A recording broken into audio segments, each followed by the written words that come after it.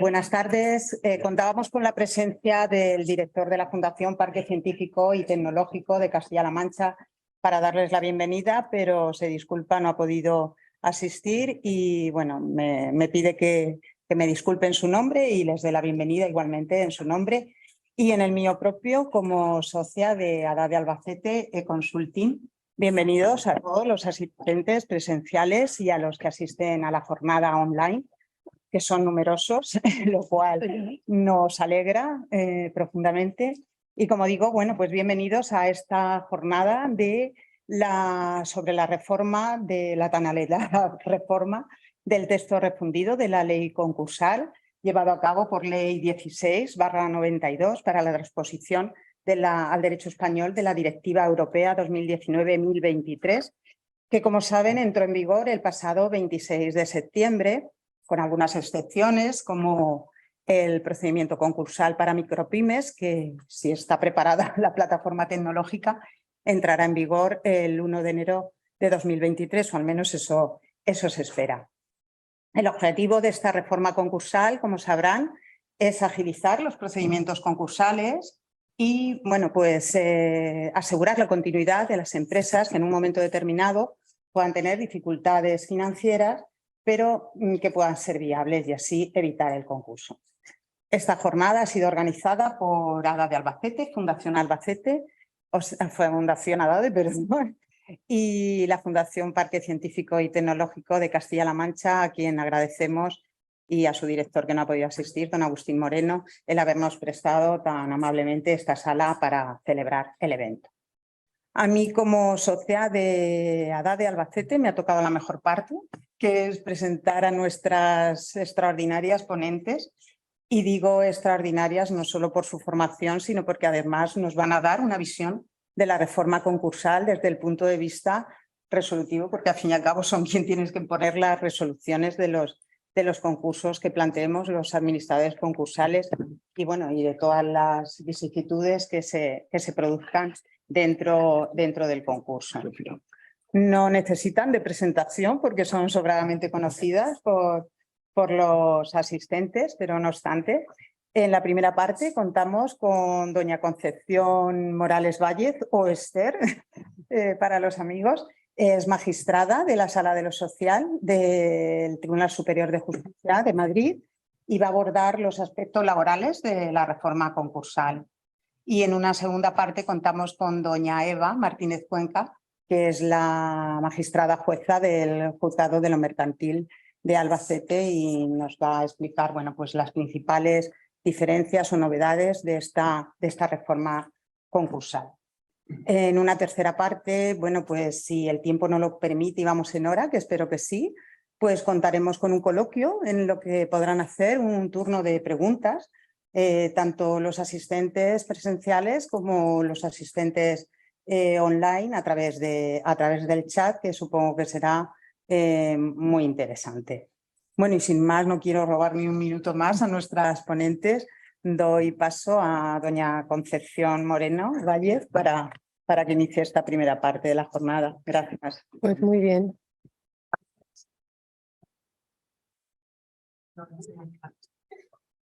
Ya está, ya lo hemos enchufado. No lo quites. Ahora lo has quitado. Sí. Claro. ¿Y ahora? Luz roja encendido. Vale, vale. Madre mía. Sí, qué drama. ¿Estamos bien? Bueno, buenas tardes a todos. Hoy qué problemas tenemos hoy con la tecnología, Pues sí. con lo fácil que es esto. Rojo funciona, mira. Sí. Aunque el rojo siempre parece que... No, bueno, pues echas estos chacarrillos. Es que yo si no me aburro mucho y entonces me gusta hacer bromas con todo el mundo, como demuestro a lo largo de todo el rato que llevo ya con ellos, ¿vale? Pues nada, en primer lugar agradeceros a todos vuestra presencia y por supuesto a ADADE y al Parque Científico y Tecnológico de Castilla-La Mancha por invitarnos a esta jornada, que yo ya he aprendido un montón, ¿eh? Hemos estado hablando la magistrada y yo y ya tenemos un montón de dudas o de puntos en común, no lo sé, luego lo decidimos, ¿no? Si no tenéis preguntas, yo tengo muchas que hacerle, o sea que ahí os lo voy dejando. Pero además, como tenemos ahí unos pequeños conflictos de competencia, a mí me gusta mucho declararme incompetente, ¿eh? Es algo que me pone muchísimo. Pero de vez en cuando nos vienen los asuntos y dicen, no, lo tienes que resolver tú. Y digo, ¿y por qué yo? Si están los jueces de lo mercantil. Pero bueno, ahí lo veremos más adelante. Bueno, me había tocado hablar de la flexibilidad interna para garantizar la viabilidad empresarial. Yo normalmente no soy una persona organizada ni estructurada. Cuando doy estas conferencias voy un poco a mi aire y bueno, tengo aquí unos sillones o unas notas de las que me gustaría hablar, pero siempre digo que yo de todas las conferencias aprendo y que vuestras preguntas y vuestras intervenciones me hacen ver puntos de vista y perspectivas que a mí no se me hubieran ocurrido en la vida, porque claro, mi perspectiva cuando yo afronto los casos es muy diferente a la vuestra. Entonces os invito desde este momento a que participéis, a que intervengáis en el coloquio incluso mi parte, es decir, yo no tengo ningún problema en que me interrumpáis o me hagáis alguna pregunta, que además siempre las aprovecho para beber agua, o sea que os lo agradeceré infinitamente y así dinamizamos un poquito el coloquio y la intervención, que si no a estas horas que venga yo aquí a hablar de flexibilidad interna, pues a lo mejor puede ser un poco peligroso o mortal. Bueno, yo siempre que me toca hablar de este tema, de la flexibilidad interna, siempre digo lo mismo, la flexibilidad interna ha estado en nuestro ordenamiento jurídico desde el principio de los principios, pero no sé por qué es muy poco utilizada por los empresarios o por los asesores que asesoran a los empresarios. Bueno, a mí eso me da un poquito igual, pero sí que es verdad que siempre ha estado ahí y que son muy útiles, es decir, siempre tenemos que tener la diferencia o la contraposición entre flexibilidad interna y externa. Durante nuestra famosa crisis del 2008, que yo sigo pensando que ha sido la más dura, por mucho mal que lo estemos pasando durante la pandemia y ahora en estos tiempos de guerra heredada o adquirida o que nos ha venido así de modo reflejo, no se utilizan. Siempre utilizáis todos los empresarios las medidas de flexibilidad externa. Y entonces yo siempre que utilizáis la medida de flexibilidad externa, siempre digo lo mismo, digo, tanto dinero tendrán nuestros empresarios que no les importa pagarles a los trabajadores 33 días de salario por año de servicio con el tope de 24 mensualidades y si es por causas objetivas 20 días, digo, porque se han dado, decía, llegabais todos, reconozco la improcedencia del despido, el maravilloso despido express, reconozco la improcedencia, pum, consignado, la indemnización por despido, decía, digo, pues si estamos en crisis, los empresarios tienen dinero porque están, venga a consignar y venga a acordar despidos improcedentes. Entonces, primero, la primera referencia es el despido es causal, no penséis como piensa este que ha despedido a todos en la gran tecnológica. Me acuerdo cómo se llama, es que no quiero recordarlo, lo estoy haciendo aposta. O sea, que ha llegado y ha dicho, por despido a tropecientos mil y me da igual. Digo, bueno, pues a lo mejor tendrás que seguir algún tipo de procedimiento. Se me ocurre a mí, ¿eh? Y luego resulta que sí, que allí en Estados Unidos también tienen un procedimiento y tiene que preavisarlo con 90 días. O sea, que ahora mismo tiene un problema. Pues bueno, pues vamos a seguir los procedimientos acordes, ¿no? Entonces siempre digo lo mismo. Tomamos decisiones que a lo mejor son demasiado precipitadas, que si las hiciéramos de una manera más sosegada, más pensando en nuestros propios intereses, ahora estoy hablando como si fuera empresaria, ¿habéis visto? Más pensando en vuestros propios intereses, a lo mejor os salía más barato, porque para despedir a alguien tenemos que tener una causa. Me da igual que sea un despido disciplinario o que sea una extinción por causas objetivas. La causa siempre tiene que estar. Nuestro despido es causal. Otra cosa es que el legislador haya hecho así trampillas o que las hagáis vosotros. Sé que yo ahí no voy a decir nada, o sí, si me toca, tendré que decir, bueno, no os pillo. Pero bueno, si os pillara, os diría algo. Digo, no os pillo porque a mí no tengo competencia en Albacete, que si no me vengo aquí y os pillo a todos. Pero vamos, que no, esa no es la idea, ¿no? Pero sí que recordéis estas ideas, ¿no? Que el despido es causal y que tenéis que tener una causa para extinguir o para modificar o para lo que sea. Pero que esto es España y hacen falta unas causas para extinguir los contratos de trabajo o para adoptar las correspondientes medidas de flexibilidad interna. Entonces siempre digo que las medidas de flexibilidad externa son muy caras. Externa quiere decir despedimos a los trabajadores y sin embargo las medidas de flexibilidad interna son muy baratas de adoptar. Como mucho, que esto ya es una cuestión de valoración, lo que valoraremos es si lo tenemos que negociar con los sindicatos o no en aquellas empresas que tengan representación legal de los trabajadores, pero en el resto no. Luego esa es una perspectiva que tenemos que tener siempre en nuestra mano. ¿Que yo ahora mismo tengo un pico productivo? Pues podré contratar. Que a lo mejor tengo un pico productivo y como no nos enteramos muy bien de cómo van las modalidades contractuales y si hacemos un contrato, ¿dónde está el de los fijos discontinuos? Le he perdido. Ah, le tengo allí. Como, es que no le quiero mirar, que hemos estado toda la comida hablando de eso, he dicho que no, que no. Entonces, ¿que queréis usar un fijo discontinuo? Pues a lo mejor yo no lo veo, pero bueno, eso es una decisión vuestra que vosotros decidiréis, ¿no? Entonces, a lo mejor es tan sencillo como decir, oye, mira, trabajadores, tengo un pico productivo, necesito que me hagáis más horas. Sin llegar al tope de las horas extraordinarias, o eso ya lo negociáis, pero bueno, llegamos a ese aspecto, ¿no? Necesito que me hagáis más horas. no son extraordinarias si las compensáis, que es otra discusión que tengo yo también siempre con mis alumnos, ¿no? Digo, vamos, me tenéis que hacer más horas y ya las compensaremos, porque a lo mejor este mes necesito que trabajéis más horas, pero el mes que viene no voy a tener para daros trabajo. Luego a lo mejor el mes que viene venís menos horas o venís 4 días a la semana o venís 3. Un poquito de flexibilidad en las relaciones laborales que siempre es súper recomendable. Entonces recordaros que como medidas de flexibilidad interna, que estaba yo haciendo aquí el repasito antes de empezar, tenéis la movilidad funcional, que yo siempre digo a mis alumnos que es para arriba o para abajo, desempeñar funciones de superior categoría o de inferior categoría. En aquellos casos que os venga bien también podéis incluir una movilidad geográfica o un traslado, cada uno con sus preciosas peculiaridades, pero eso ya depende del nivel de vuestras empresas. Y luego también están las modificaciones sustanciales de condiciones de trabajo. Podemos modificar el salario, podemos modificar el horario, podemos modificar muchísimas cosas para adaptarnos a las necesidades coyunturales, y aquí vamos a empezar con el famoso coyuntural estructural, las necesidades coyunturales por las que atraviese mi empresa en un determinado momento, porque os recuerdo que la finalidad del Estatuto de los Trabajadores y también la finalidad de la reforma concursal es garantizar o intentar mantener la viabilidad de todas nuestras empresas.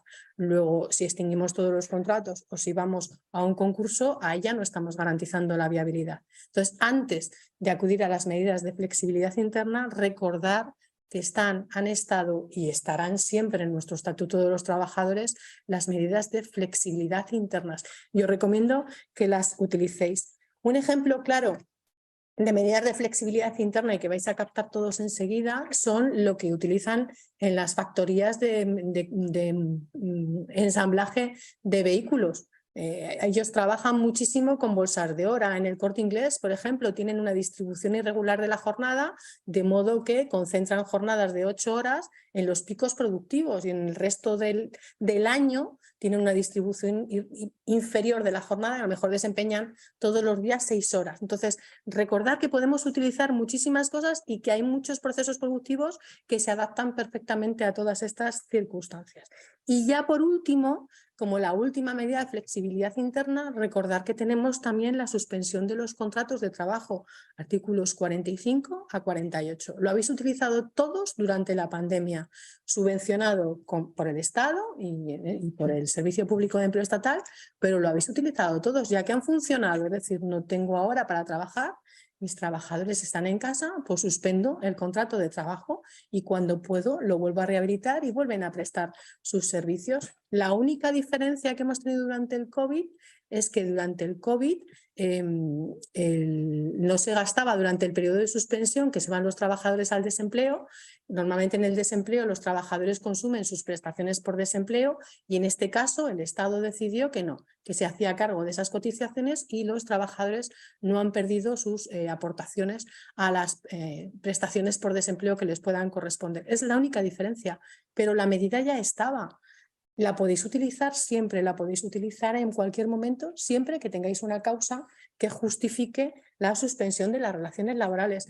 Recordar que durante el COVID hemos tenido, yo decía barra libre de suspensión de relaciones laborales, salvo la autoridad laboral, que al principio decía que no a todo. Yo decía, pero si es que si te pones a pensar, es que es todo. O sea, es decir, si la gente no sale. Yo tenía una que le denegaron, era una panadería, y le denegaron la suspensión de las relaciones laborales de la panadería, pero decía, es que la gente irá a comprar pan. Digo, sí, pero a lo mejor compra menos. Y a lo mejor con el obrador y una señora tiene más que suficiente, que era lo que pedía. Déjame al obrador a hacer pan, porque decía, es que yo vendo tartas y vendo pasteles y ya no vendo ni tartas ni pasteles, ni a mí ni a la hostelería, porque él vendía tartas y pasteles a la hostelería. Entonces, claro, cuando llegó a la sala y lo vimos, dijimos, pues hombre, yo creo que habrá que darle el ERTE.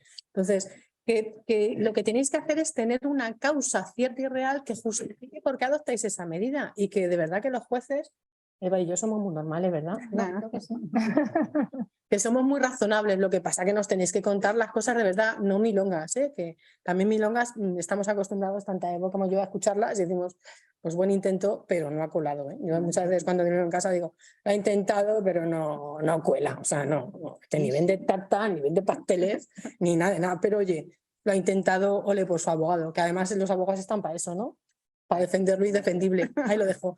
Bueno, entonces recordar eso, que la suspensión del contrato también es una medida de flexibilidad interna muy útil que la podéis utilizar. Y es que de verdad que os animo, si es que no tenemos. Yo en la sala, yo siempre lo digo, ahora con el COVID me he cansado, tampoco muchas, pero luego fuera del COVID, yo a lo mejor, espera, movilidad funcional sí porque es más frecuente, pero suspensiones de contratos de trabajo, yo de normal no tengo. O sea, nadie las plantea, nadie se le ocurre decir, pues voy a suspender las relaciones laborales durante 2 meses porque me he quedado con tu nombre, luego ya verás. Bueno, que ya esperamos a que entre. Es que está difícil llegar aquí. Todo Sí. Por eso, a mí también me ha costado, yo también no tengo nada que decir. Disculpados. No, con ella me he quedado. Ah, o sea, bueno, me he quedado.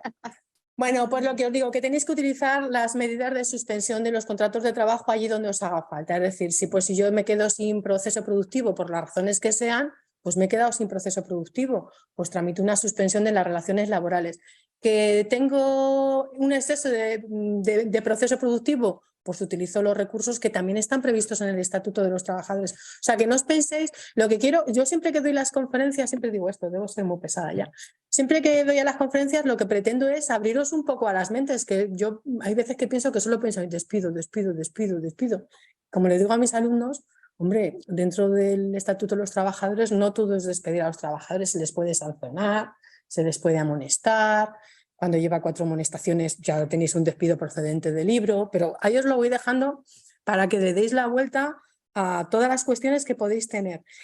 Segundo punto, que luego yo me enrosco y no dejo hablar a la magistrada de lo mercantil. Contratos formativos, o mejor dicho, contratos, las modalidades contractuales, que siempre me preguntáis lo mismo cuando vengo a estas conferencias. Y yo qué sé, es mi respuesta. Yo qué sé. Que estuve una de cumpleaños y me decía, ¿qué opinas? Digo, pues yo siempre pienso en una flamenca, porque en el emoji de la flamenca, porque no sé, esto es un brillo al sol. Cuando hablamos del Estatuto de los Trabajadores y de la reforma del 2012, siempre transmito las dos mismas ideas. La exposición de motivos es brillante, os recomiendo que os la leáis, si la entendéis sois unos máquinas, eso ya lo tenéis por delante, pero cuando llegamos al articulado, ahí ya nuestro legislador nos falla, y tenemos unos problemas interpretativos, iba a decir de la leche, pero no me parece adecuado, tremendos, ¿os parece mejor, más adecuado? Pues tenemos unos problemas interpretativos tremendos, y en esos problemas interpretativos estamos nosotras también. Ahora mismo hemos tenido una discusión ella y yo sobre una discusión civilizada, que somos gente honrada y tal. Entonces hemos tenido una discusión y decían, pues yo no lo veo así, pues sí, pues es que estamos todos exactamente igual. ¿Qué podéis hacer? Pues lo que queráis. Ahora, lo que vamos a decir los tribunales, vete tú a saber. No tengo la más remota idea. Entonces, precaución, porque aquí mi amigo que le aplica todo, fijos discontinuos, digo, es que yo no veo la actividad cíclica por ningún lado. Entonces, ahí os lo dejo, que es complicado, que yo misma todavía no tengo las respuestas. Hombre, si me pongo os puedo dar pautas y os puedo dar interpretaciones a mi criterio, a mi buen criterio a entender, pero es que soy rubia, entonces lo mismo luego no prosperan. Entonces, ahí os lo voy a dejar. Bueno, entonces, ahí tenéis las modalidades de contratación y están para mí clarísimas. Discutíamos también antes si teníamos que tener un contrato único. Yo le he dicho que siempre he sido firme defensora delante de la reforma. No nos hacen falta 64 modalidades contractuales teníamos antes y ahora tenemos ¿cuántas? 5, nos sobran la mitad, porque lo único que hacen es complicarnos la vida. Pero como lo ha comentado él es el culpable de todo esto, yo me declaro inocente. Como ha complicado él, no, lo que están haciendo ahora las empresas es contratar, porque os pensáis que ella y yo no nos enteramos de lo que hacéis. Sí, yo veo las noticias y me reúno con vosotros. Entonces, ahora lo que estáis haciendo es que hacéis un indefinido, estupendo y maravilloso, que eso nos da problemas, ¿no? No, es fácil de hacer. Sabéis el código de memoria y todo, súper bien. Vale. Y luego le despedís en el periodo de prueba. Ah, no, le extinguís, que no es despido, es una extinción en el periodo de prueba sin causa, ¿no? Por no superar el periodo. Sí, ¿no? Bien, pues seguir haciéndolo. Es un fraude de ley como la copa a un pino, lo tenéis claro, ¿no? Entonces, si alguien os impugna esas extinciones contractuales, pues ya sabéis lo que os va a tocar, pagar esos 33 días por año trabajado con el tope de 24 mensualidades. Acordaros que el fraude de ley es lo que más me gusta a mí utilizar en mis sentencias. Y seguro que no hay ninguna en la que no haga yo referencia al fraude de ley. O sea, vosotros podéis hacer lo que queráis, que seguro que yo digo que hay fraude de ley y os va a tocar, o sea, que hacerlo bien, hacerle un indefinido, le despedís bien, ¿no? Si ha hecho mal su trabajo, le despedís, ¿no? Pero si no ha hecho mal su trabajo y lo que lo estáis utilizando es para cubrir una necesidad temporal, pues tenéis un problema. Entonces, mucho cuidado con estas técnicas innovadoras que además circulan por el LinkedIn como diciendo, no, si todo el mundo hace lo mismo, digo, bueno, pues ya llegarán a los tribunales y ya empezarán a decir, ¡jo, qué gentuza esta, magistrados! Son mala gente, no quieren, no entienden nada. Digo, pues será eso, que no entendemos nada. Así que mucho cuidado con utilizar las modalidades contractuales en fraude de ley. Tenéis que empezar a pensar en necesidades coyunturales y necesidades estructurales. Cuando tenemos una necesidad estructural, contrato indefinido. Cuando tenemos una necesidad coyuntural, otras modalidades. Y digo otras porque yo no quiero usar el fijo discontinuo, porque entre otras cosas es un indefinido, que antiguamente en la primera configuración inicial, cuando llega a la sala, los indefinidos, los fijos discontinuos eran contratos temporales, pero no tenía ningún sentido, son contratos fijos, lo que pasa es que tienen una prestación de servicios temporal, que nos costó a los órganos judiciales asimilar este concepto, pero este es el que es. Bueno, como no os animáis a hablar, yo sigo, sí, no tengo ningún problema, hasta 2 minutos me quedan, que si no le quito tiempo a, ¿no? Hasta ahí 5. Le quito tiempo a mi compañera y yo soy súper disciplinada. Otra de las cosas que la hemos estado comentando en la mesa y digo, bueno, pues también la comentamos, me parece bien. Depósito de cuentas, todos tenéis SLs, ¿no? Sociedades de estas de responsabilidad, ¿no? Todos, soy gente de sociedades, ¿no? Bien. Bien, y ahora que son por 1 euro más, ¿no? Por 1 euro ya podemos hacer sociedades como churros, ¿no? Bien, bien. Pues nada, os recuerdo que las sociedades, como sociedades, tienen una ley muy bonita y estupenda, con un montón de artículos, qué bonitos todos, que os aconsejo leerlos, porque si habéis creado una sociedad será porque controláis la materia, pero tenéis una serie de obligaciones y entre esas obligaciones está el depósito de las cuentas anuales. Y si no depositáis las cuentas anuales, habéis hecho una sociedad para nada porque el responsable es el administrador. Tenerlo clarísimo y en cuenta, porque se os olvida. Yo esto ya se lo estoy diciendo a los abogados que yo formo en el Colegio de Abogados de Madrid, ¿vale? O sea que me imagino que empezarán a meterlo en sus demandas. Entonces, simplemente para que lo tengáis en cuenta, decir, no, como soy una SL no soy responsable. Pues sí, si no depositas las cuentas, más. Y creo que fuiste tú en la última conferencia que diste el porcentaje de empresas. Pues aporta el dato. Pues en el debate. Vamos a dejarlo ahí para el debate. Me parece muy bien, muy bien, muy bien, muy bien. Bueno, y ya para terminar, porque me gusta a mí ser muy respetuosa con el tiempo. Me he apuntado aquí porque es una directiva. Bueno, esto que os he dicho de coyuntural o estructural es una sentencia del Tribunal Supremo de diciembre del 2020, justo antes de la pandemia, antes de la reforma laboral, que ya dijo el Tribunal Supremo. Vamos a ver si acabamos con estos contratos de duración determinada que nos están haciendo tanto daño al tejido empresarial de nuestro país. Lo que no podía ser o lo que no era normal es que hubiera trabajadores que encadenaban contratos de duración determinada durante 20 y 30 años, que yo he puesto la sentencia. Digo, esto no es una necesidad coyuntural, es una necesidad estructural por parte de la empresa y es un indefinido desde el día 1, Por mucho que le hayáis hecho 200 contratos, para el Estatuto de los Trabajadores, para mí, es un trabajador indefinido desde el minuto 1, pero si no vienen a la sala, pues yo no tengo nada que decirles. Y para terminar, y ahora ya sí que es verdad, Directiva Europea 2019-1152 de 20 de junio, que también como es ahí del año 2019, que estábamos, además es que es de una fecha muy mala, el 20 de junio, no sé en qué estaban pensando, pues ha pasado muy desapercibida para todos vosotros. Yo el otro día estuve en una reunión con la directora general de trabajo en Madrid y me reúno con gente muy rara. Y entonces estuvo toda la reunión hablando de esta directiva y decía, digo, ostras, yo siempre digo en mis conferencias que es muy importante y os lo recuerdo a todos, digo, importante, ahora digo de qué va, digo, importante tenerla en cuenta, pero es que el otro día lo dijo tanto de la directora de trabajo que dije, ostras, pues no es que yo diga que sí, muy importante, es que debe de ser la leche de importante, porque hasta la directora general, tenían una reunión interministerial porque esto también les de aplicación a las administraciones públicas, entonces tenían unos problemas tremendos con los interinos, ahí os lo dejo. Entonces, recordar que es la 2019 1152 de 20 de junio de transparencia en las relaciones laborales y ahí tenéis un montón de obligaciones que voy a ser prudente, pero yo creo que ninguno cumplís, así que os lo habéis apuntado bien todos para luego mirarla en casa tranquilamente. Pues yo ya lo dejo en todo lo alto y que hable mi compañera. Muchas gracias.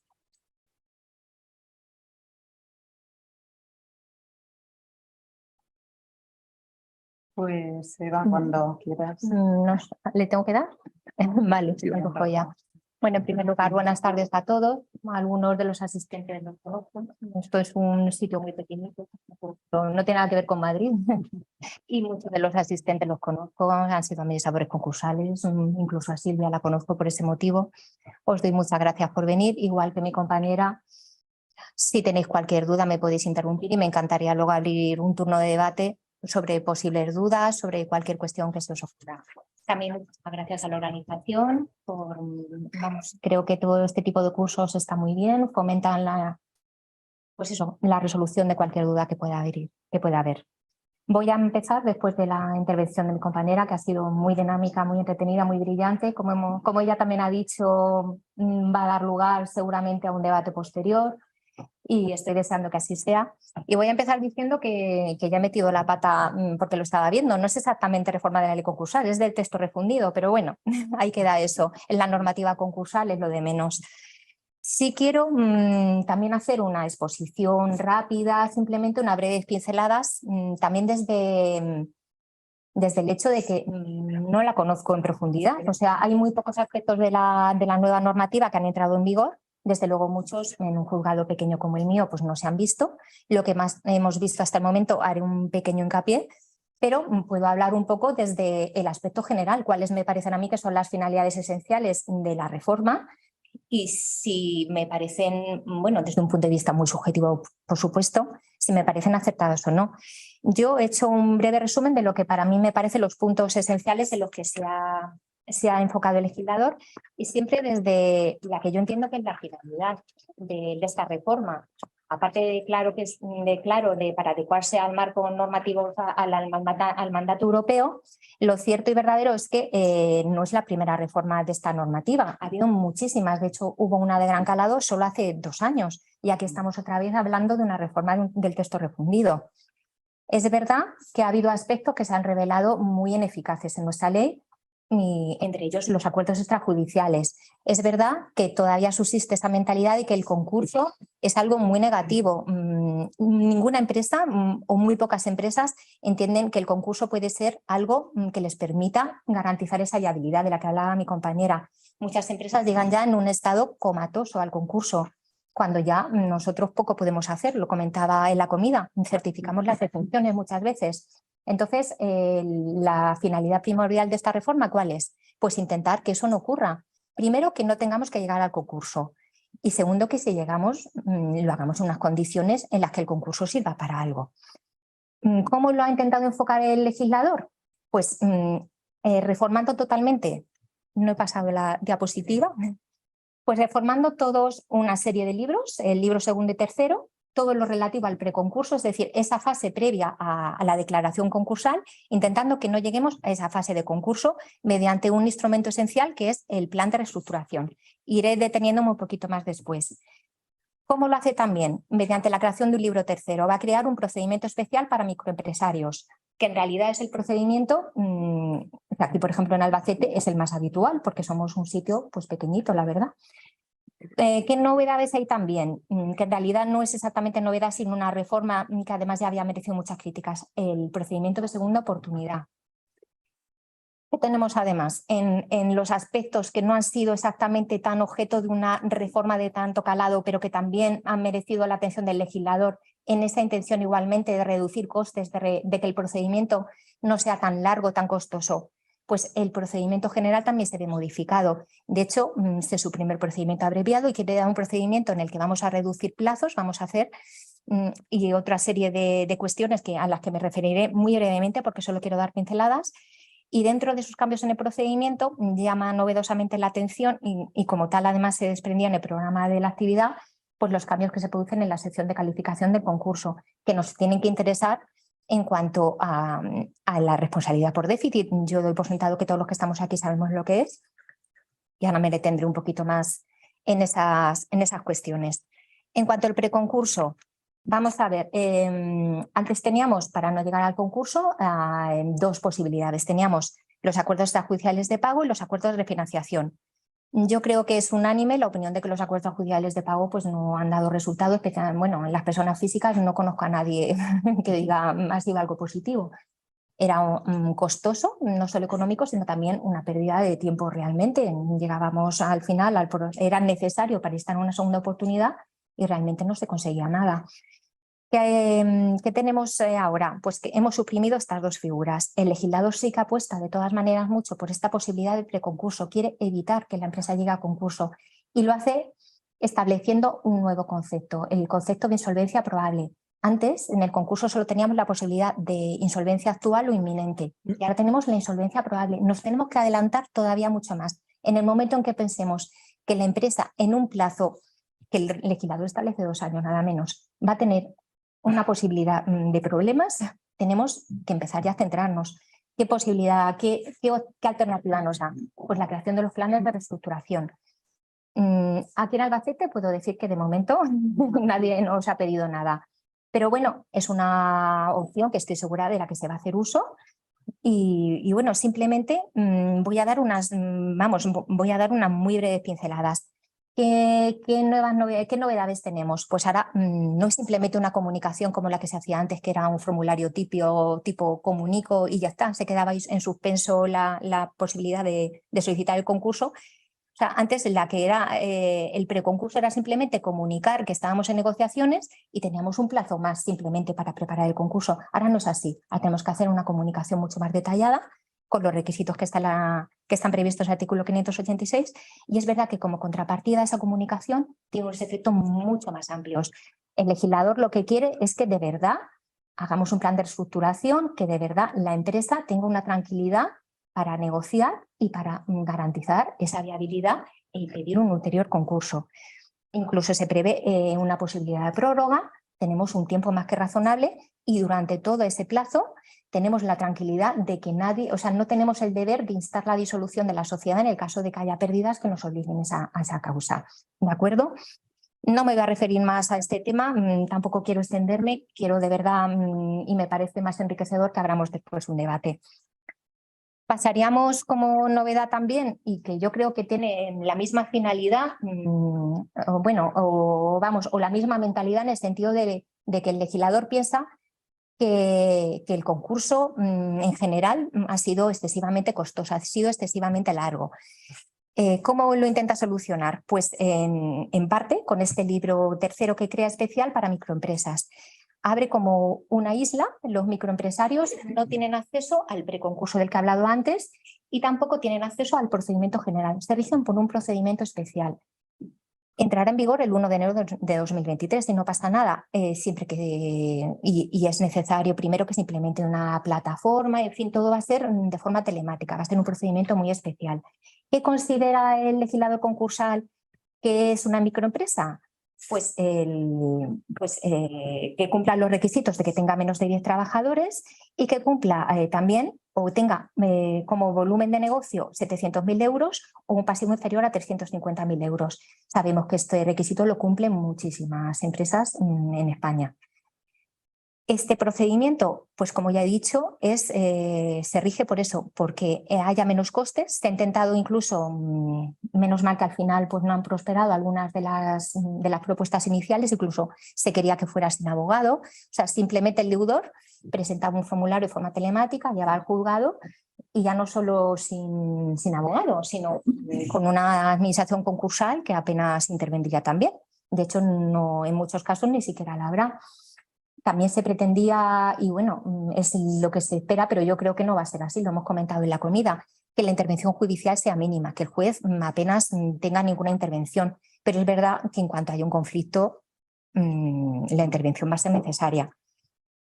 ¿Cómo va a funcionar este procedimiento? Es una incógnita. Hasta que entre en vigor no puedo decir nada. La idea, pues bueno, acelerar, o sea, facilitar esa declaración de concurso, pues sí, pero claro, dejar tanta responsabilidad en manos del deudor, que sea el propio deudor el que tenga que comunicar la declaración de concurso a la agencia tributaria, a la seguridad social, que en caso de liquidación tenga que hacerse cargo el propio deudor, pues ya veremos cómo funciona esto, no lo sé, ya veremos. Lo que sí me parece positivo al menos es que desde un momento inicial va a tener que decantarse por si la empresa va a ser viable o va a entrar en liquidación.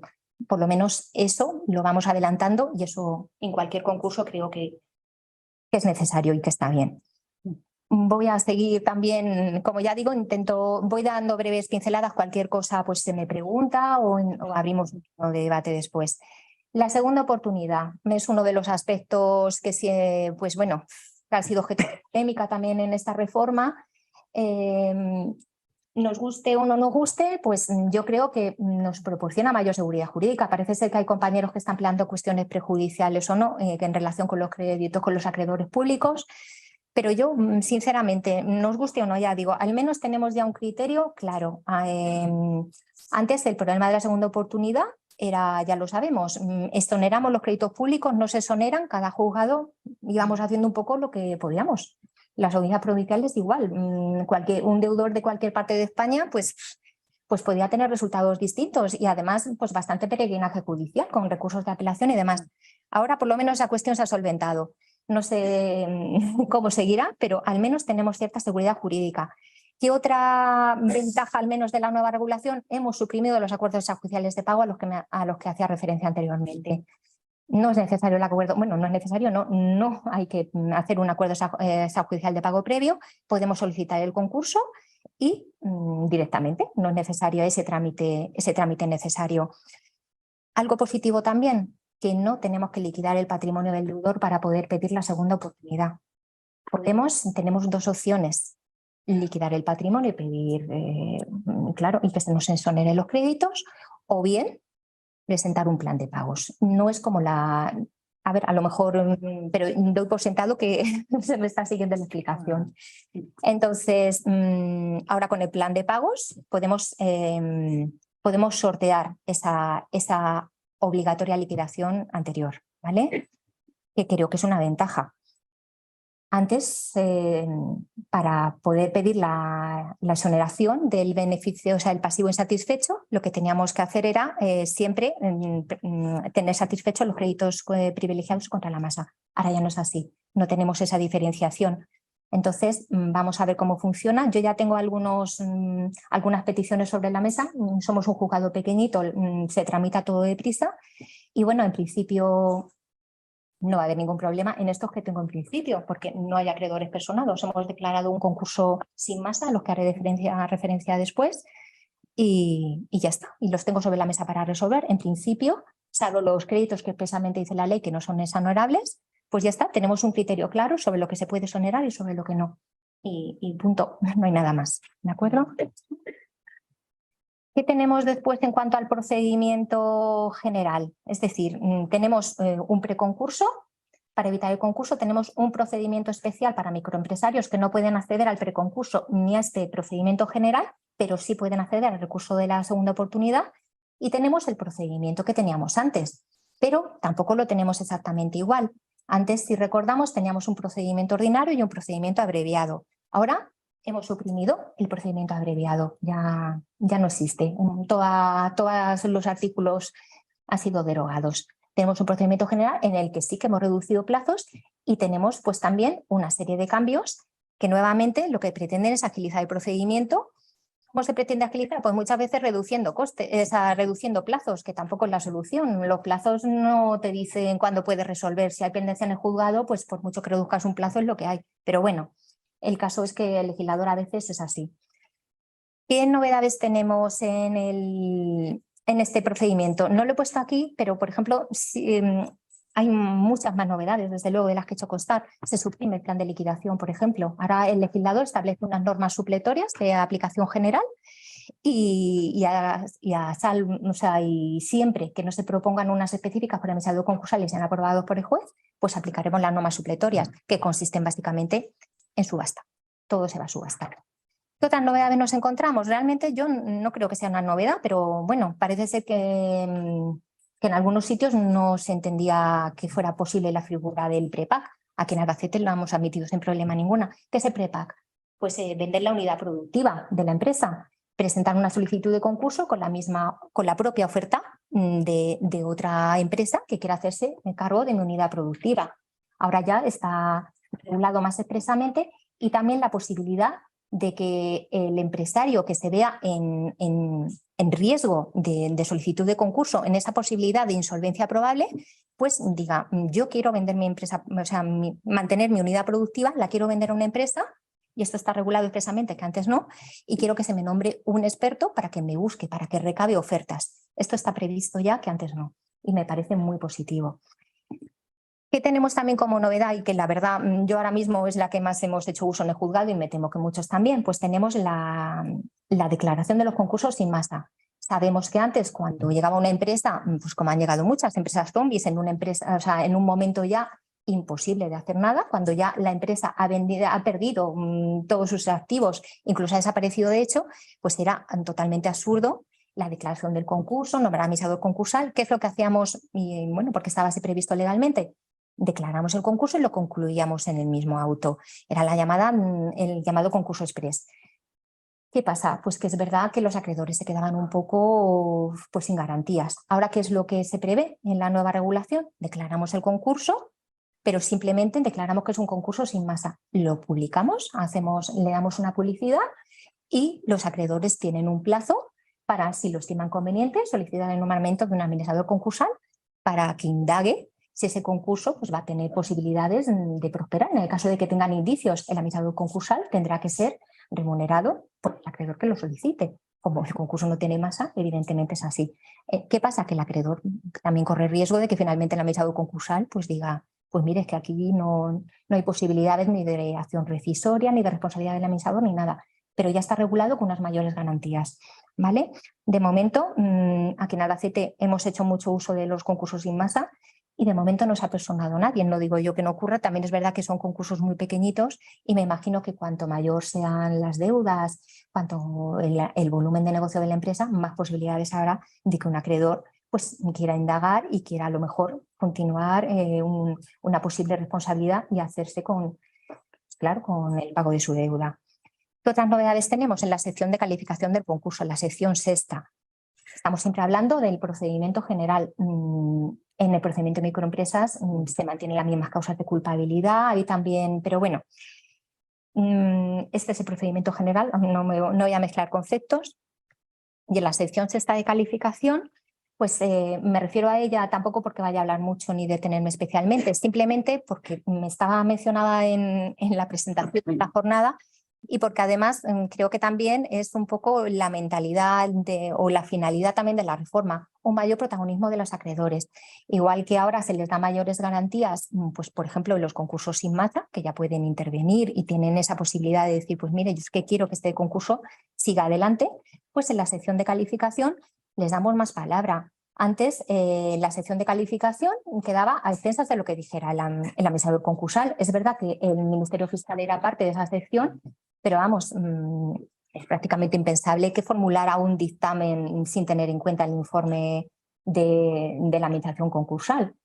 Ahora ya lo hemos quitado como parte del Ministerio Fiscal, lo hemos apartado de la sección sexta y le estamos dando este protagonismo que antes no tenían los acreedores. Lo hacemos de dos maneras.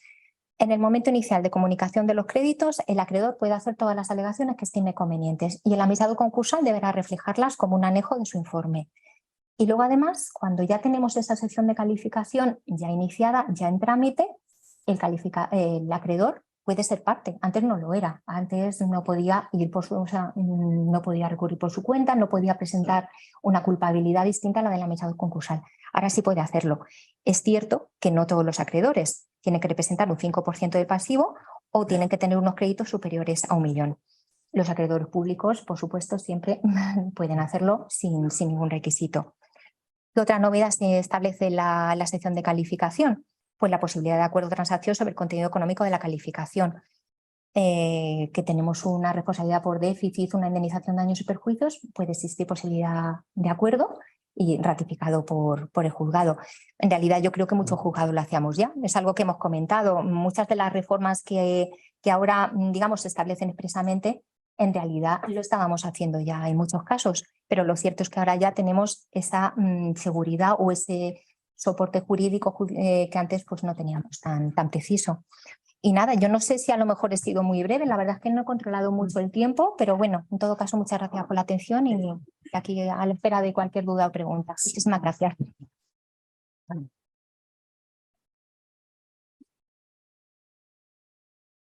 Muchas gracias, Eva. Bien, Yo soy Ramón María Calduc y represento a la Fundación ADADE. En primer lugar, agradecer a ADADE Albacete y a los partners de e-Consulting ADADE, los despachos de García Mínguez, de Trayus y la asesoría La Mancha de La Roda. Bueno, ellos son los culpables de que hoy estemos aquí, porque son los que sugirieron que este era un tema importante de tratar, sobre el que había muchas dudas, y efectivamente hay muchas dudas, consecuencia de la novedad, que valía la pena tocarlo. Contamos con dos magistradas, bueno, a Concepción ya la habéis visto, o sea, no hace falta que yo provoque, que sí lo voy a hacer un poco, ya ha provocado ella, aparte de hacer famoso a Paco, porque se han dedicado durante Pero ¿por qué dice su nombre? Yo no lo he mencionado. Bueno, pero estaba claro. Y por otro lado, también con Eva, yo de Eva siempre, y antes se lo comentaba en la comida, ¿no? Que en un concurso pequeño que hemos llevado aquí, pues de alguna manera sí tuvo en cuenta lo que habría que tener en cuenta siempre, el espíritu de la ley y la realidad de las circunstancias que se producen y al final el beneficio de las partes implicadas, ¿no? Yo lo que quiero hablar es de problemas y para que sirvan también un poco para el debate, ¿no? En este sentido, hay unos aspectos de transitoriedad no resueltos que los vais a tener que sufrir en los juzgados de mercantiles, es decir, un concurso presentado antes de que entrara en vigor el 26 de septiembre pasado la nueva normativa, si está acogido a la norma. Hay casos que sí están muy tasados en la modificación del texto refundido, pero otros que no están especificados, habrá que ver a qué normativa deciden sus señorías, los magistrados de lo mercantil, que se acogen si a la anterior o a la nueva. Por tanto, esto es un tema que va a traer determinados conflictos. Luego hay otro tema que también para mí va a generar conflicto, que es todo el tema de la digitalización, lo acabas de comentar, Eva, aplicada a las micropymes y al propio procedimiento concursal, ¿no? A mí cuando de alguna manera me condicionan determinados aspectos normativos a unas plataformas y a unos formularios que se han de crear y encima me ponen un plazo, de entrada no me lo creo, porque en este país estamos acostumbrados a que no se cumplan, ¿no? Y segundo, en cuanto a las plataformas, los formularios sí, esto es muy sencillo, lo voy a llenar, pero en cuanto a las plataformas también tengo mis dudas. De hecho, en estos momentos hay dos, la del Ministerio de Justicia, que estará orientada más bien al hecho de que nos avises, que sean unas alertas, rellenando un formulario que nos digan si estamos en una situación inminente o no respecto de la insolvencia, y luego la del que no deja de ser un test y un test que vamos a ver su utilidad y su operatividad también, y luego la otra que está en estos momentos preparándose y me comentan que está muy avanzado de los registradores, que está así porque los registradores sí tienen información con la que poder comparar la situación de mi empresa con la media del sector, por decirlo de alguna manera, porque disponen de esta información informáticamente, lo pueden hacer a través del Business Intelligence, ¿no? Pero también tengo mis dudas de la utilidad que pueda tener esto. De entrada, por la normativa de protección de datos, solo se lo pueden dar si se lo pide al administrador, no se puede utilizar para nada más. Es esto, bueno, pues aparte de la utilidad, vamos, de alguna manera, no faltará la picaresca en este sentido. Luego hay otro tema que a mí me afecta directamente como administrador concursal, que es en las micropymes la falta de administrador concursal. No me creo que un pequeño empresario en micropyme esté capacitado para todo lo que conlleva, ya solo para entender la propia normativa, ¿no? Y para llevarla a la práctica tampoco, ¿no? Otra cuestión es entender lo que es el derecho preconcursal, lo he explicado muy bien, pero yo creo que aquí es una cuestión cultural. Es decir, los anglosajones lo tienen muy claro. Es decir, Estados Unidos o en Inglaterra, un empresario que fracasa, pues tiene una segunda oportunidad, pero la tiene de verdad, porque nadie piensa que es un fracasado. Aquí, el empresario que fracasa, empezando por los bancos y continuando por el vecino de la cantonada, difícilmente vamos a pensar que es un señor que tiene más sabiduría que antes de haber fracasado y por lo tanto es merecedor de más confianza, ¿no?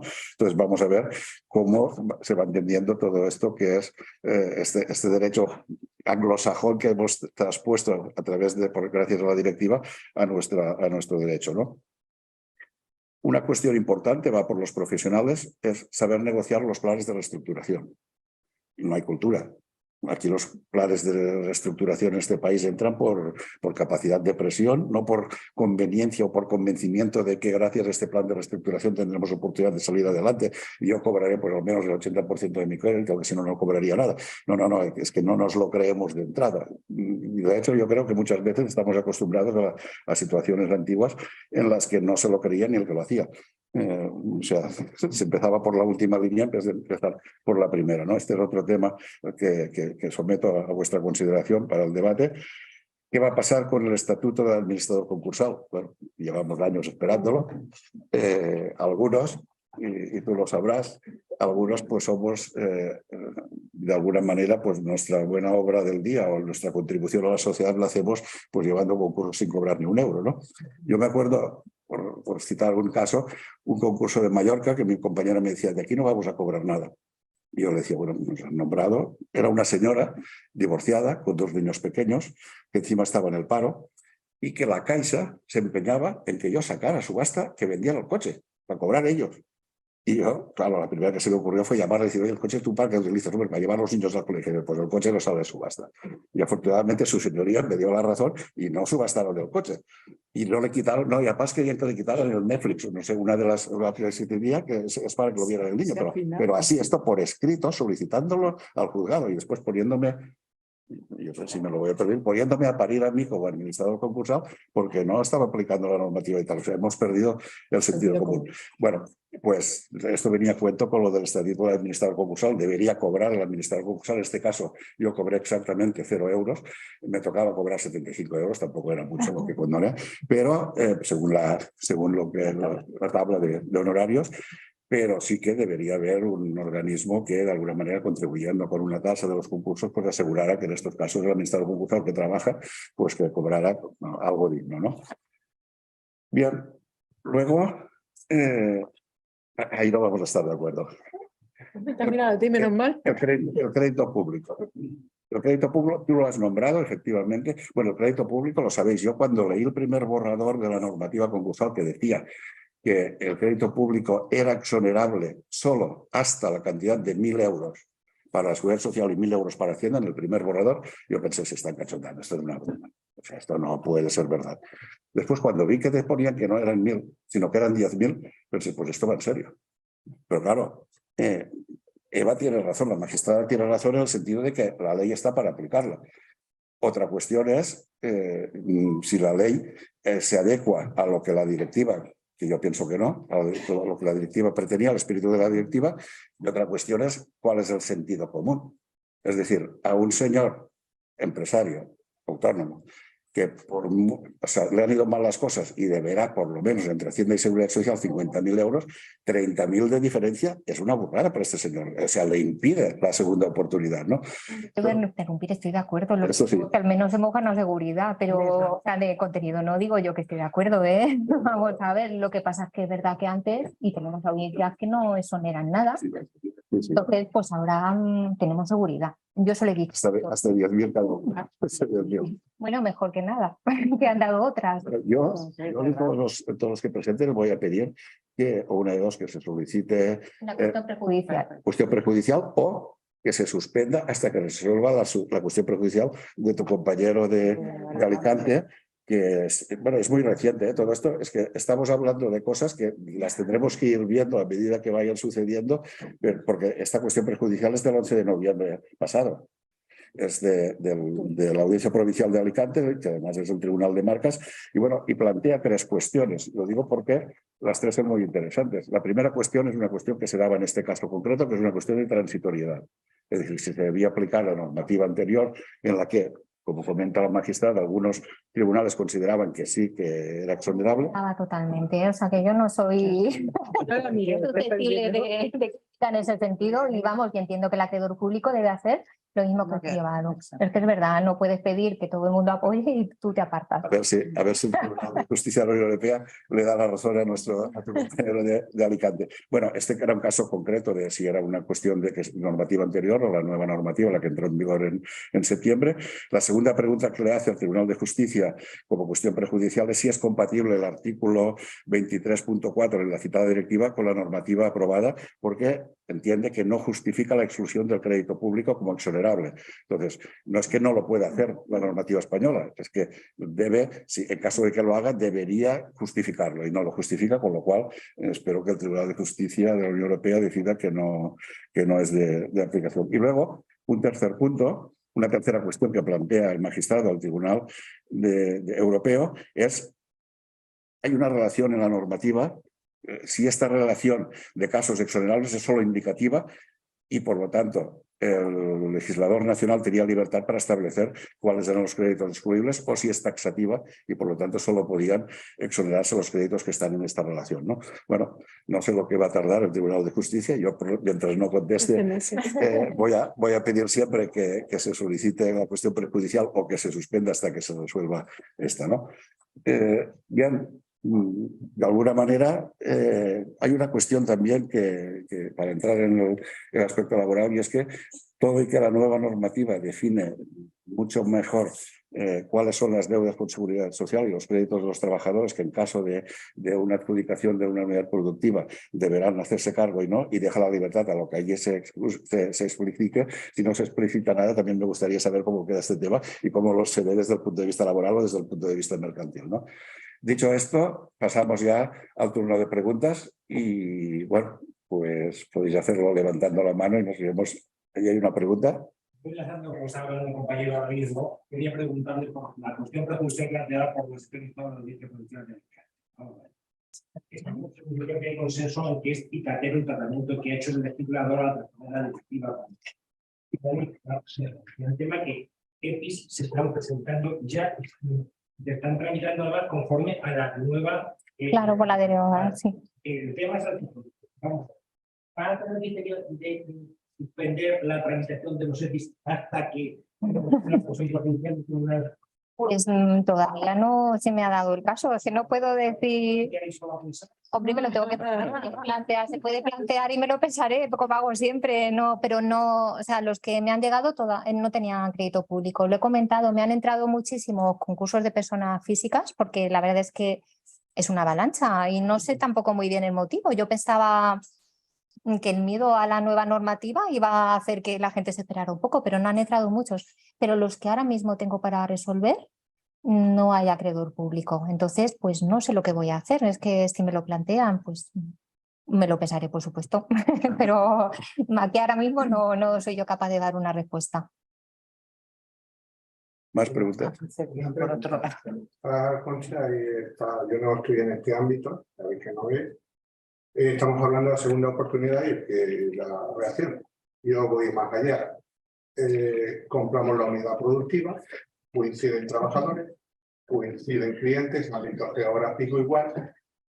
Queremos salvar esto, no que continúe el empresario. Yo desde fuera soy del sector, quiero comprar eso, voy a concluir en muchos sitios. Y entonces amanece, hay una cosa que se llama agencia tributaria con unas cantidades desórbitas y amanece también la seguridad social con los ámbitos que ellos se desarrollan donde ejecutan unos procesos y dentro de un mes y medio tengo que consignar o pagar. Esas resoluciones de alguna manera nos blindan para que no aparezcan estas dos figuras, porque si no, no hay forma de vender la unidad productiva. Hasta el momento no blindan. Claro, fíjate que cuando estábamos las dos ahí hablando, viendo su presentación, yo le estaba diciendo eso, que mi pregunta es ¿qué vamos a hacer con las unidades productivas autónomas? Porque yo creo que van a dar mucho problema y mucho juego.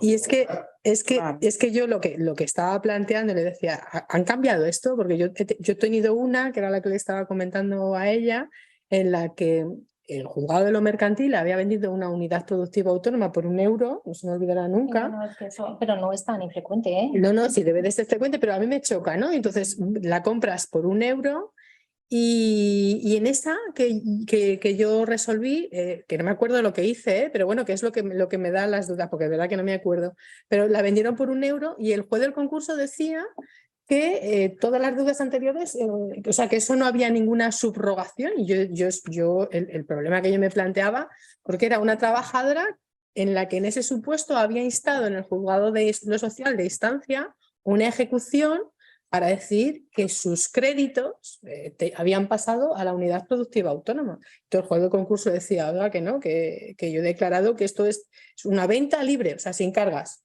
Y eso es a mí lo que me choca, o sea, que realmente el juez de lo mercantil puede decir, oiga, yo esto es una unidad productiva sin ningún tipo de cargas, o sea, se la lleva usted por €1 y sin cargas. Y yo decía, digo, no puede ser. No, a mí no me- No, sin cargas generales. Esas dos administraciones. No, pero lo que te quiero decir es que esta trabajadora, es que yo quiero recordar que yo me declaré incompetente, porque yo ahí qué voy a hacer, pero lo que os quiero transmitir es, por mucho que el juez de lo mercantil diga que no hay subrogación, sí la hay. O sea, es que si a mí todo eso me lo sometes en el ámbito del 44, claro, y entonces le decía, digo, ¿y esto cómo lo vamos a solucionar? Porque a mí que venga la Unión Europea, porque yo creo que la Unión Europea dice que sí, que, si hay o sea, que se aplica la doctrina del 44, pero que es una cosa que yo le planteaba a ella porque la desconozco, ¿no? Ahí voy a Y estar digo, de acuerdo con Eva yo. No, pero si a mí no me, yo cuando lo tenga que resolver haré lo mismo, yo ya veré lo que hago, pero sí que es una cuestión muy importante, ¿no? Decir, oiga, ¿quién es para decirme usted que esto va sin cargas? Cuando a lo mejor sí se cumplen todos los requisitos del 44 y entonces está usted incumpliendo un mandato legal. Estamos hablando de la subrogación empresarial, Claro, del de la 44. función de las deudas de la Seguridad Social. Es que creo que estamos hablando de dos cosas. Es que son Claro. dos cosas diferentes, claro, pero me da igual una es del 42 y otra es del 44. Bueno, ya, pero es que no es lo mismo. Pero Vamos a ver, claro. Sí, es que también hay dos supuestos distintos. Vamos a ver, puede ser que estemos hablando de un ERE y que haya una sucesión, o que estemos hablando de una transmisión de unidad productiva, claro. en la que evidentemente hay subrogación. Estamos metiendo de una empresa a otra. Entonces ahí es que Pues no, hay resoluciones que dicen que se transmiten sin...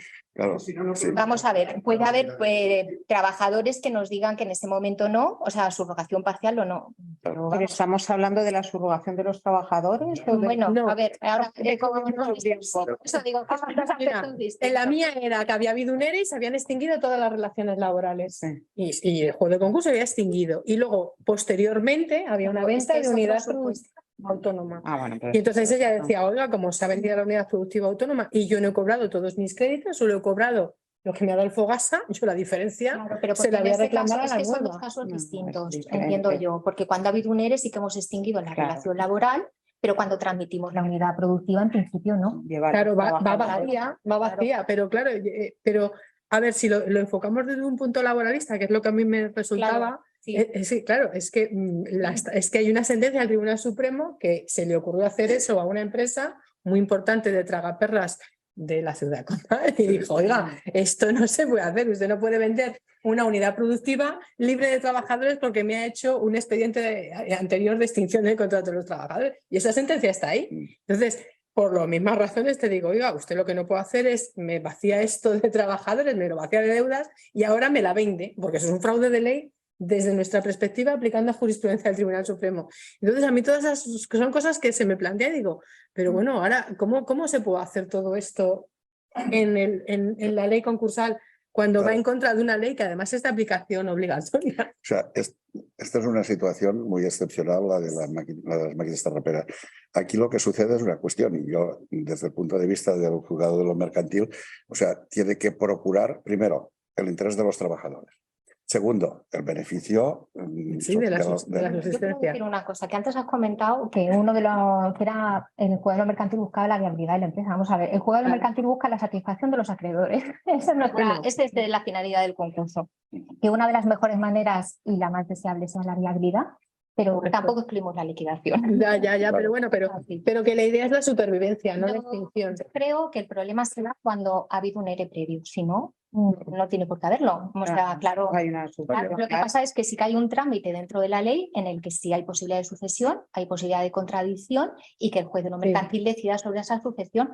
¿Qué pasa si no se ha decidido sobre eso? Pues yo entiendo que ahí ya perdemos la competencia. O sea, si ya he declarado esa extinción y luego resulta que X tiempo después se vende la empresa, pues Pues os digo que este caso concreto lo he resuelto yo. No me acuerdo la que puse, porque yo creo que era una cuestión de competencia y creo que solo cabe recurso ante la que Audiencia entiendo Nacional. que es, vamos, interpretable, pero claro, Dios que ya ha resuelto eso. Ahora Bueno, si mismo, nosotros no, también ya, hemos resuelto. cuando te dije que digo, es que Que nosotros también Claro. hemos resuelto, por eso digo que son problemas como, sí, y como problemas muy que afectan reales. al trabajador, Claro. la persona, lo que comentábamos antes, problemas reales. Ujú.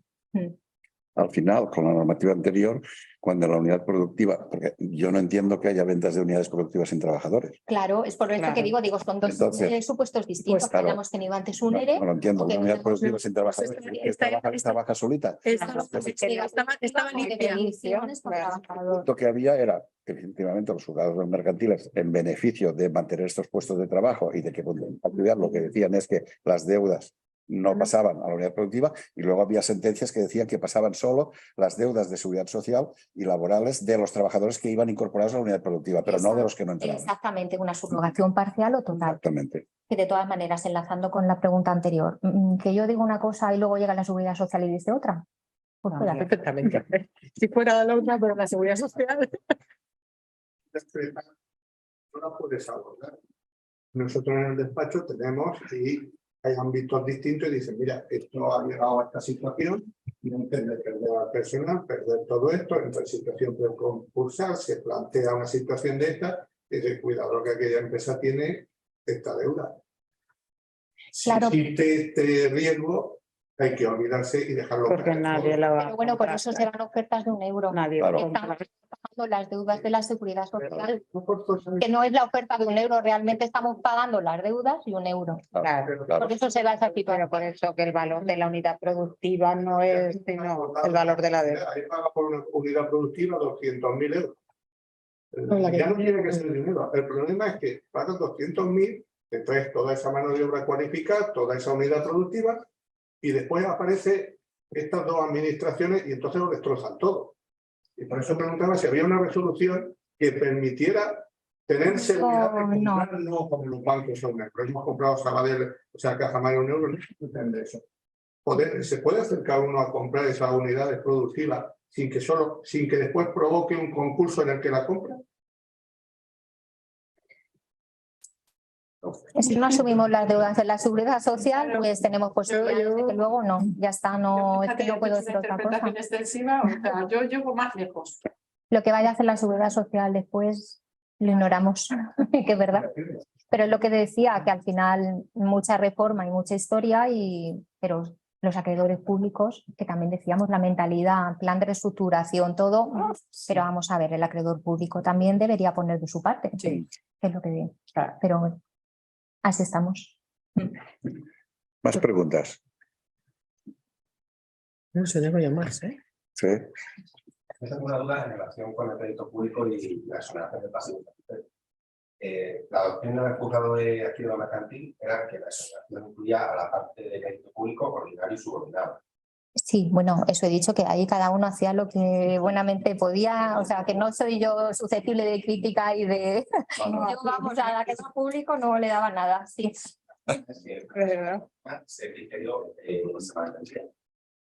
¿Cómo se va a mantener? No, porque ahora el máximo son 10.000 euros, entonces... El crédito público. Ah, sí, ahora ya no hay distinción entre calificación de crédito. Ahora simplemente tenemos unos créditos exonerables y otros que no. Y luego, dentro del crédito de derecho público, que en principio no es exonerable, bueno, es exonerable solo hasta 10.000 euros por acreedor de tesorería general, de la seguridad social y agencia tributaria, 10.000 euros cada uno como máximo, porque en realidad tampoco es del todo así, pero bueno. Hasta 5.000, ¿no? Hasta 5.000 íntegro y luego el resto en proporción a un máximo de 10.000.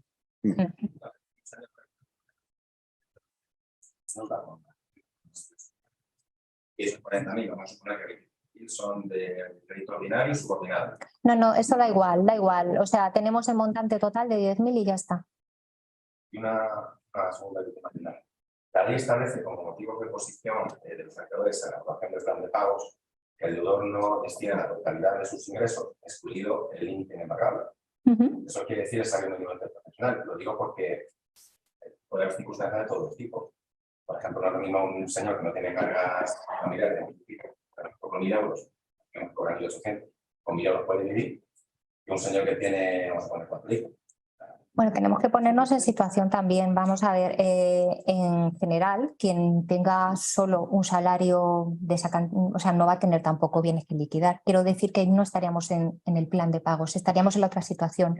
No habría necesidad de plan de pagos porque estaríamos en el supuesto de que hemos pedido la exoneración del pasivo insatisfecho sin plan de pagos directamente porque no ha habido posibilidad de liquidación o directamente porque hemos declarado el concurso sin masa. Entonces, esos supuestos yo creo que se van a dar poco, sinceramente. Espero, por lo menos. Hay que tener también mucho cuidado a la hora de declarar el concurso. Quiero decir, igual que antes teníamos más prudencia y también había contradicción en que también la ley decía que había que nombrar al concursal sí o no, y un poco estabas en arenas movedizas, que es lo que digo, que al menos ahora tenemos más seguridad, ahora tenemos mucho más margen. El legislador nos ha dicho que podemos declarar un concurso sin masa directamente y que se puede solicitar la exoneración del pasivo insatisfecho. Y en ese sentido, si vemos directamente, que yo lo miro, que tenemos un activo que no va a ningún lado, yo directamente declaro concurso sin masa, no obligo a nadie a que me presente un plan de pagos. ¿Para qué? Es que me parece absurdo. Entonces, creo que eso no lo quitaríamos. Digo que sea con la vivienda habitual. Muy buena pregunta, porque el crédito hipotecario no es exonerable. Claro, y además te permite perfectamente ejecutar la garantía. Entonces, pues yo creo que el criterio va a seguir siendo el mismo. Mientras te satisfagan las cuotas y sea antieconómica la liquidación de la vivienda, pues se podrá conservar, pero siempre que se vayan satisfaciendo las cuotas. O sea, como hasta ahora. Yo creo que en eso, bueno, yo por lo menos lo tengo bastante claro. Se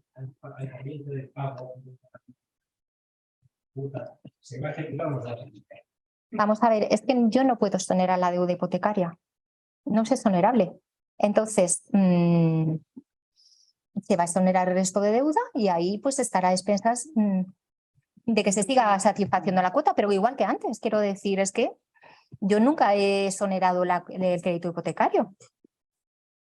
Podemos sacar la vivienda habitual de la liquidación, que es lo que hacíamos. Claro, claro, sacábamos la vivienda habitual. ¿Eso? Claro, o sea, vamos a ver, lo que no puede pretender el deudor, si el crédito no es exonerable, es no pagar la deuda hipotecaria.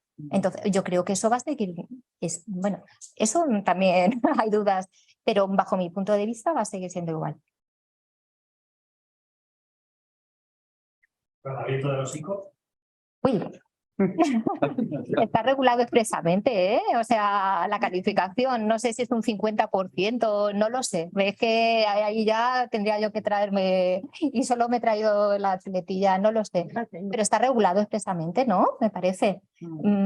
¿Cuál es la duda en concreto? Entonces, nada que cogiendo los 85% para entrar el ICO ya, pues el ICO muchas veces está diciendo que no sea exonerable. Pero bueno. Bueno, si lo quieran. No sé, es que no lo sé. Por eso Claro. No sé, es que no sé cuál es exactamente la pregunta, si es exonerable o no. Que si es público o no. Pues yo entiendo que no, ¿no? Vamos, es que no sabía cuál era la pregunta exactamente, me creía que era el tratado, o sea, la calificación del crédito. El delito decía que no estaba de acuerdo. Bueno, pero Claro, ¿qué van a claro. decir ellos? Así no tendríamos pleitos. O tiene legalmente la categoría de crédito. ¿Por qué no? ¿No? Se pone una aval del Estado. Claro, una paga del Estado es la garantía, Claro, pero es no un es crédito el bancario normal y prestamista. corriente, ¿no? Claro.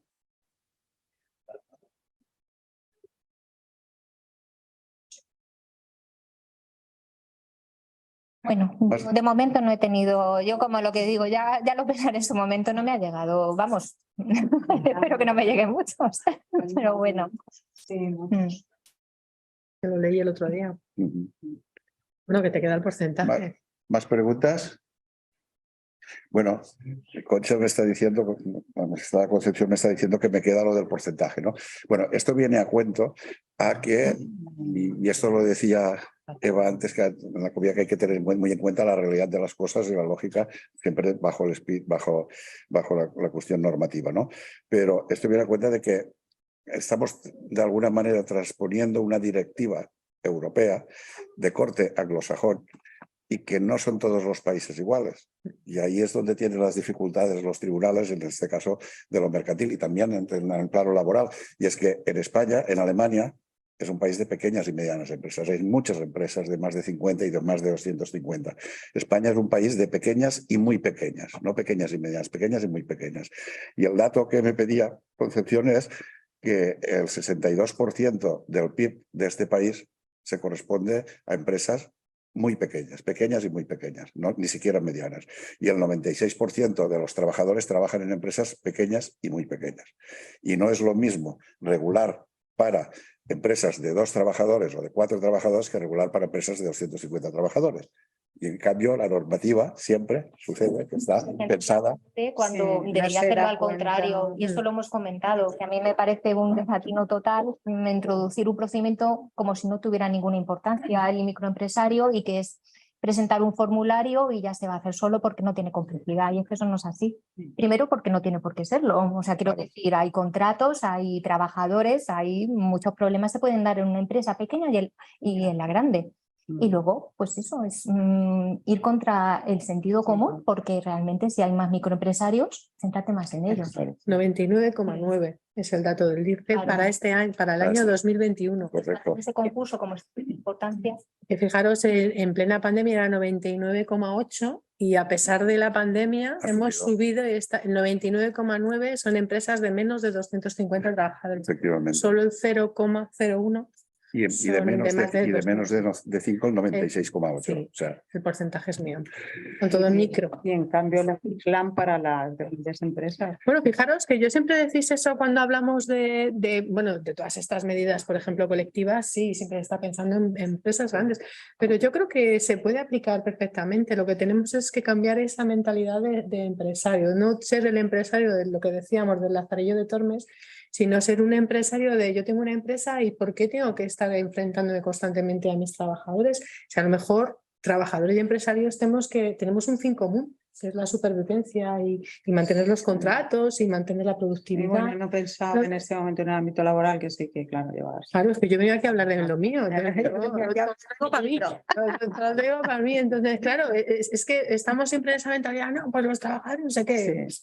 Es que a lo mejor tú sin trabajadores tampoco haces nada, ¿no? Sí, hombre, Eso de desde ir luego. contratando becarios y tal, digo, pues es que a lo mejor no tiene ningún sentido. No, Fórmate pero a un yo creo que eso trabajador. es una mala prensa, que luego realmente no es así. Bueno, yo te puedo contar Creo muchas que cosas, así, pero ahí lo ¿no? vamos a De dejar. que Yo como lo veo, yo es que lo yo veo soy todo defensora del judicializado. empresario, del pequeño Yo empresario. yo también soy muy defensora y de hecho, si es que es verdad, es que el 99,9% además cuando pasó esto del COVID y todo el mundo decía, que se liquidan empresas, yo decía, digo, si da igual, se pueden dar de baja a 2.000 millones de autónomos, que es lo mejor que se les ha podido ocurrir en la vida durante la pandemia, porque es que la situación era realmente insostenible, o sea, tú no puedes mantener una empresa cerrada y pagar salarios, es que era insostenible, digo, los que han sido ágiles y han liquidado, y han cerrado y ahora las estadísticas nos demuestran que todos los que han cerrado están abriendo. O sea, en cuanto hay una brizna iba a decir los tallos verdes, pero a lo mejor no queda bien, una luz de esperanza, pues es verdad, somos una empresa, un pueblo de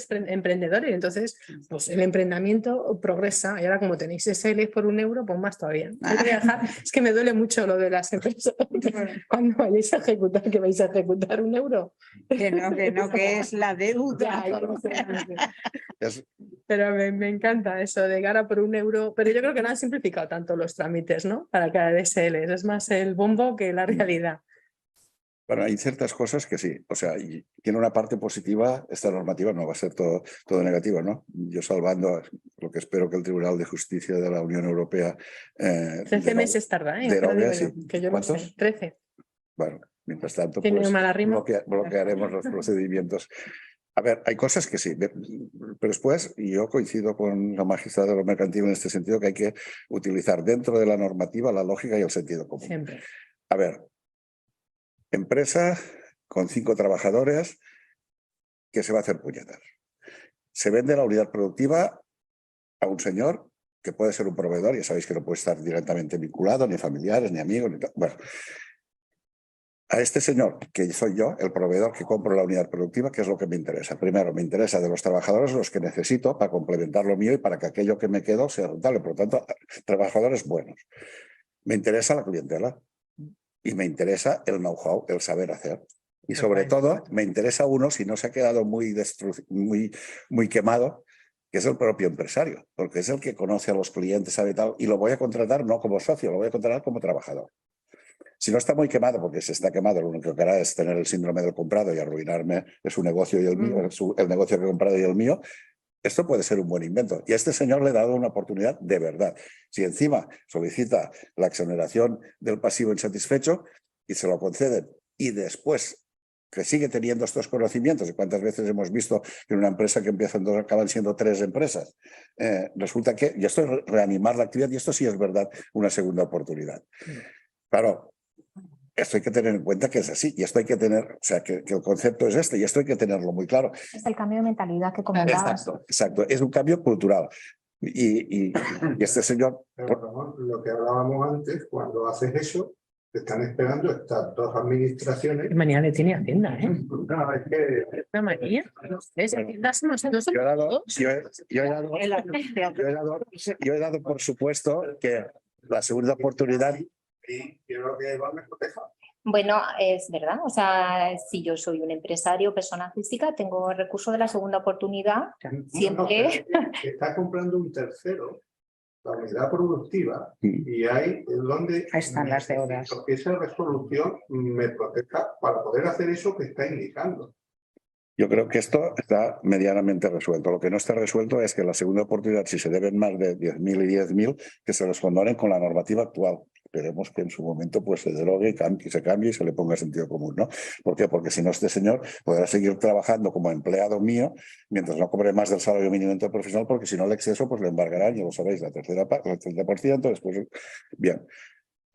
Pero aquí es, efectivamente, es una cuestión cultural. Y es una cuestión cultural que nos atañe a todos. ¿Quién de nosotros no ha dicho, este arruinó tal empresa? A ver, esta es la realidad y este es el cambio que hay que hacer, irnos a una mentalidad más de verdad de segunda oportunidad. Bueno, yo lo que os quiero decir es, faltan 5 minutos para la hora. Me encantan los eventos, los que me conocéis sabéis que soy un maniático de empezar a la hora y de acabar a la hora, y si puede ser antes de la hora para tomarnos unas cervezas el que pueda, mucho mejor, ¿no? Entonces, primero que nada, agradeceros a los que habéis venido el hecho de estar aquí, el hecho de haber entablado este debate que pienso que es enriquecedor. Me gustará que este mismo debate, vamos a ver si es posible que lo tengamos dentro de un año, que tendremos las cosas más claras. Agradecer a las 2 magistradas, a Concepción y a Eva, lo que nos han venido a explicar hoy aquí, y sobre todo la claridad, la clarividencia de decirnos las cosas como son y de no decir cómo son las que no sabemos nadie cómo serán. Por lo tanto, también es importante esta honestidad en este sentido, ¿no? Agradecer a los más de 200 que nos estáis viendo en streaming. Bueno, si hay más preguntas que hacer, las podéis mandar a la organización y miraremos de trasladarlas en la medida posible para que se os contesten. Muchísimas gracias a todos y que seáis felices. Pasad un buen día.